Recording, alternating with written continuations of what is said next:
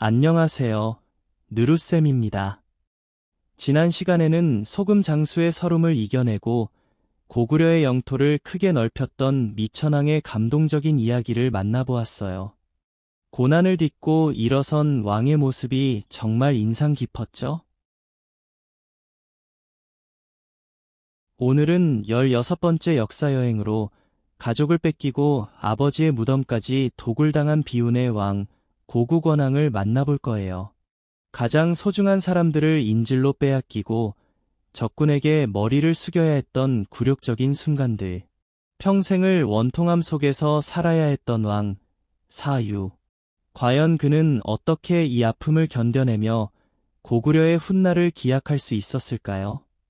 지금부터 그 슬프고도 위대한 이야기를 함께 읽어보겠습니다. 우리의 역사 알아보기. 고구려 이야기 2편. 소금 장수의 서름을 이겨내고 고구려를 넓혔던 미천왕의 아들 사유가 고구려 제16대 고구권왕으로 즉위했습니다. 그는 아버지처럼 강한 나라를 꿈꿨으나 당시 북쪽 중국 땅은 여러 나라가 싸우던 5호 16국 시대의 혼란기로 전현이라는 나라가 고구려를 노리고 있었습니다. 고구권왕이라는 이름은 그가 묻힌 언덕에서 따왔지만 그의 삶은 이름의 소리처럼 원통하고 슬픈 일들로 가득했습니다. 평화롭던 고구려에 큰 위기가 닥친 것은 북쪽의 강자 전현이 대군을 이끌고 쳐들어오면서부터였습니다. 전현이 쳐들어올 수 있는 길은 넓은 북쪽 길과 좁은 남쪽 길 두 갈래였는데 왕은 대군이 오기 편한 북쪽 길에 정예 군사를 집중 배치했습니다. 하지만 이는 적의 함정이었습니다. 적은 북쪽으로 소수만 보내 눈을 속인 뒤 주력 부대를 이끌고 좁은 남쪽 길로 수도를 기습했습니다. 허를 찔린 고구려는 무너졌고 수도는 불바다가 되었습니다. 왕은 겨우 피신했으나 전현은 왕의 어머니와 부인을 인질로 잡고 심지어 아버지 미천왕의 무덤까지 파헤쳐 시신을 가져가는 만행을 저질렀습니다.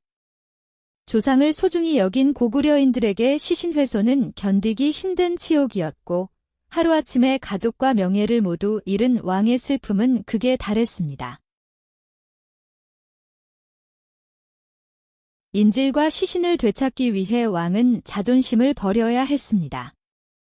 그는 전현의 머리를 숙여 신하를 자처하고 보물을 바치며 굴욕적인 항복을 했습니다. 겨우 가족을 모셔왔으나 고구려의 기세는 꺾였고 왕의 위엄도 사라졌습니다. 북쪽 진출이 막힌 왕은 남쪽으로 눈을 돌렸지만 그곳에는 무섭게 성장하던 근초고왕의 백제가 기다리고 있었습니다. 고구려와 백제는 평양성에서 주도권을 두고 맞붙었습니다. 직접 군대를 이끌던 고구권왕은 백제군이 쏜 눈먼 화살에 가슴을 맞고 말았습니다. 평생을 원통함 속에서 살았던 왕은 결국 전쟁터에서 비극적인 죽음을 맞이했습니다. 왕의 전사는 백성들에게 큰 충격을 주었지만 동시에 나라를 다시 세우겠다는 뜨거운 복수심과 의지를 심어주었습니다. 고구권왕의 죽음은 고구려의 끝이 아니었습니다. 다시는 이런 치욕을 당하지 않겠다는 다짐은 고구려를 새롭게 바꾸는 힘이 되었습니다. 이 슬픔을 딛고 일어난 고구려는 소수림왕의 개혁을 거쳐 광개토대왕과 장수왕이라는 전성기를 맞이하게 됩니다. 고구권왕의 원통한 희생이 고구려가 동아시아 최강국으로 날아오르는 튼튼한 뿌리가 된 셈입니다. 우리의 역사 알아보기. 고구려 이야기 2편에 나왔던 어려운 단어를 공부해 봅시다. 인질. 약속을 지키게 하거나 협상을 하려고 다른 사람을 억지로 붙잡아 두는 것. 예시 문장. 성 안의 사람들을 안전하게 보내주는 대신 성주가 스스로 적의 인질이 되기로 결심했습니다. 만행. 도덕이나 예의를 저버리고 남에게 큰 상처를 주는 아주 나쁘고 잔인한 행동. 예시 문장. 숲속의 나무를 함부로 베어내고 동물들의 보금자리를 망가뜨리는 만행을 멈추어야 합니다. 굴욕. 남의 힘에 눌려 어쩔 수 없이 고개를 숙이는 부끄럽고 자존심 상하는 일. 예시 문장. 실력 차이를 극복하지 못하고 크게 패한 것은 큰 굴욕이었습니다. 기습하다. 적이 전혀 예상하지 못한 때를 틈타 갑자기 들이치라. 예시 문장. 우리 군은 안개가 낀 틈을 타 적의 기지를 기습했다. 원통하다. 분하고 억울한 일을 당하여 마음이 아주 답답하고 속상하다. 예시 문장. 억울하게 도둑으로 몰리게 되니 마음이 너무 원통하다. 어려웠던 단어의 뜻을 생각하며 우리의 역사 알아보기. 고구려 이야기 2편을 다시 읽어봅시다.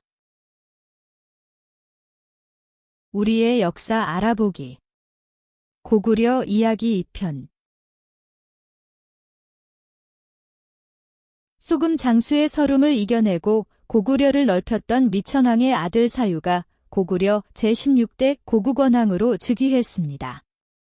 그는 아버지처럼 강한 나라를 꿈꿨으나 당시 북쪽 중국 땅은 여러 나라가 싸우던 5호 16국 시대의 혼란기로 전현이라는 나라가 고구려를 노리고 있었습니다.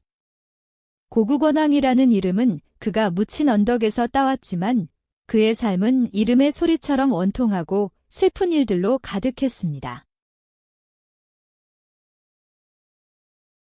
평화롭던 고구려에 큰 위기가 닥친 것은 북쪽의 강자 전현이 대군을 이끌고 쳐들어오면서부터였습니다.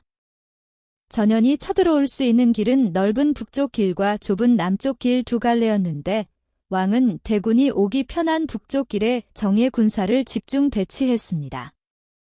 하지만 이는 적의 함정이었습니다. 적은 북쪽으로 소수만 보내 눈을 속인 뒤 주력 부대를 이끌고 좁은 남쪽 길로 수도를 기습했습니다. 허를 찔린 고구려는 무너졌고 수도는 불바다가 되었습니다. 왕은 겨우 피신했으나 전현은 왕의 어머니와 부인을 인질로 잡고 심지어 아버지 미천왕의 무덤까지 파헤쳐 시신을 가져가는 만행을 저질렀습니다. 조상을 소중히 여긴 고구려인들에게 시신 훼손은 견디기 힘든 치욕이었고 하루아침에 가족과 명예를 모두 잃은 왕의 슬픔은 극에 달했습니다. 인질과 시신을 되찾기 위해 왕은 자존심을 버려야 했습니다. 그는 전현의 머리를 숙여 신하를 자처하고 보물을 바치며 굴욕적인 항복을 했습니다. 겨우 가족을 모셔왔으나 고구려의 기세는 꺾였고 왕의 위엄도 사라졌습니다. 북쪽 진출이 막힌 왕은 남쪽으로 눈을 돌렸지만 그곳에는 무섭게 성장하던 근초고왕의 백제가 기다리고 있었습니다. 고구려와 백제는 평양성에서 주도권을 두고 맞붙었습니다. 직접 군대를 이끌던 고국원왕은 백제군이 쏜 눈먼 화살에 가슴을 맞고 말았습니다. 평생을 원통함 속에서 살았던 왕은 결국 전쟁터에서 비극적인 죽음을 맞이했습니다. 왕의 전사는 백성들에게 큰 충격을 주었지만 동시에 나라를 다시 세우겠다는 뜨거운 복수심과 의지를 심어주었습니다. 고국원왕의 죽음은 고구려의 끝이 아니었습니다. 다시는 이런 치욕을 당하지 않겠다는 다짐은 고구려를 새롭게 바꾸는 힘이 되었습니다. 이 슬픔을 딛고 일어난 고구려는 소수림왕의 개혁을 거쳐 광개토대왕과 장수왕이라는 전성기를 맞이하게 됩니다. 고국원왕의 원통한 희생이 고구려가 동아시아 최강국으로 날아오르는 튼튼한 뿌리가 된 셈입니다. 이제 문제를 풀어봅시다.